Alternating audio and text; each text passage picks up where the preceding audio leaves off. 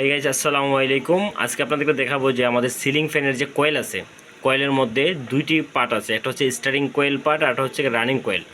তো starting running কয়েলের আবার প্রত্যেক কয়েলের দুইটা করে প্রান্ত থাকে, দুইটা করে তাদের মাথা থাকে। যেমন স্টার্টিং কয়েলের দুইটা আর রানিং কয়েলের হচ্ছে দুইটা।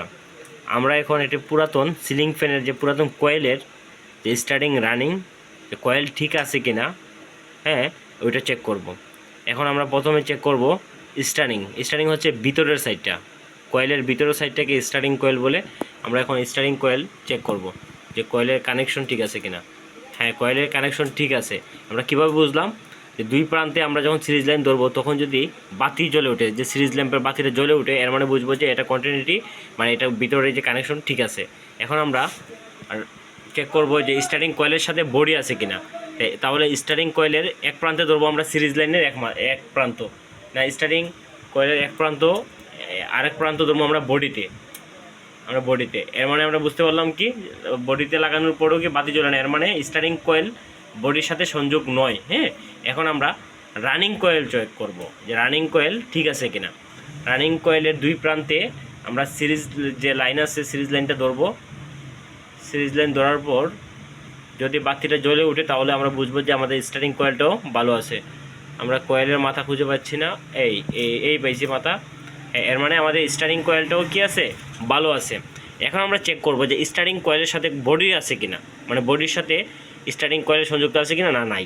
এই যে দেখতেছেন কীভাবে চেক করবেন, আপনারা কয়েলের এক প্রান্তে ধরবেন সিরিজ লাইনের এক প্রান্ত, আর বডির সাথে ধরবেন আরেক প্রান্ত। যদি বাতি জ্বলে উঠে তাহলে বুঝবেন যে কয়েল আর বডির সাথে একটা সংযোগ রয়েছে, যেটাকে আমরা বডি বলি, যে ইলেকট্রিক কয়েল বডি। হ্যাঁ, তাহলে আমরা কি বুঝতে পারলাম, আমাদের এটা বডি নাই, মানে আমাদের কয়েলে কোনো সমস্যা নাই। এখন আমরা এটা কি করব, যেহেতু পুরাতন কয়েল, দুইটা পুর জ্বলে গেছিলো, যার কারণে আমরা কেটে ফেলে দিছি। এখন আমরা নতুন করে এই দুইটা পুর বাদাই করব। বাদাই করার পর আমরা টোটালি ফিটিং করব।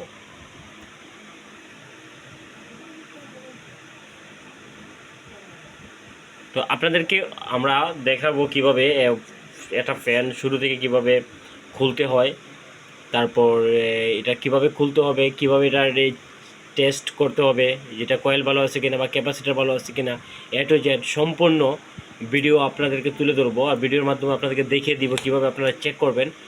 একটু ধৈর্য ধরে আমাদের সাথে থাকুন। হ্যাঁ, আরেকটা জিনিস আপনারা লক্ষ্য করুন, এই যে দেখেন একটা শব্দ হচ্ছে, হ্যাঁ, এটা হচ্ছে গিয়ে ম্যাগনেট, যে ইলেকট্রোম্যাগনেট। এটা যে একটা ইলেকট্রোম্যাগনেট, আমরা কয়েলের মাধ্যমে কিন্তু ইলেকট্রিক ম্যাগনেট তৈরি হয়, মানে চৌম্বক। একটা হচ্ছে স্টার্টিং আর হচ্ছে রানিং। হ্যাঁ, যখন স্টার্টিং রানিং দুইটাই আপনার চৌম্বকের যেমন একটা উত্তর মেরু দক্ষিণ মেরু আছে না, ঠিক তেমনি এটারও কি আছে, একটা উত্তর মেরুর মতো একটা বল প্রয়োগ করে ইনসাইড আর একটা করে আউটসাইড। আর এই দুইটার যে আপনার কম্পনের ফলে ম্যাগনেটিক উৎপাদন হওয়ার ফলে ক্যাপাসিটারের সাহায্যে এই কয়েলটা মানে ফ্যানটা ঘূর্ণয়ন হয়। সম্পূর্ণ ভিডিওটা আপনাদেরকে দেখাবো আমরা, যেটা নতুন একটা ফ্যান আমরা শুরু থেকে শেষ পর্যন্ত আপনাদেরকে কাজ করে দেখাবো। আর আপনারা কিভাবে করবেন, এটা গ্যাস লাইট অথবা যে আছে আপনার গ্যাস লাইট দিয়ে আপনারা তারটা ইনসুলেশনটা জ্বালিয়ে নেবেন। জ্বালিয়ে কি তামা হলে, যদি কপার হয় তাহলে এটা গলে যাবে না, আর যদি অ্যালুমিনিয়াম হয় তাহলে গলে যাবে। ঠিক আছে, এইভাবে তারপরে সিরিজ কাগজ দিয়ে একটু ঘর্ষণ দিবেন, তাহলে একেবারে যেটা যে রাংসা আছে বা উপরের যে একটা ইনসুলেশন আছে ওইটা জ্বলে যাবে এবং সরে যাবে। তাহলে আপনারা খুব সহজেই চেক করতে পারবেন। আর এই কয়েলের ম্যাগনেট কিভাবে তৈরি করা হয় পরবর্তীতে আগামীকালকে ইনশাআল্লাহ চেষ্টা করব আপনাদেরকে কিভাবে ইলেকট্রোম্যাগনেট তৈরি হয় আমি নিজে তৈরি করে আপনাদেরকে দেখাবো। তো কালকের ভিডিওতে দেখা হবে ইনশাআল্লাহ। আগামীকালকের ভিডিওতে কিভাবে ইলেকট্রোম্যাগনেট তৈরি করা হয়। এ পর্যন্ত ভালো থাকুন, সুস্থ থাকুন, খুদা হাফেজ।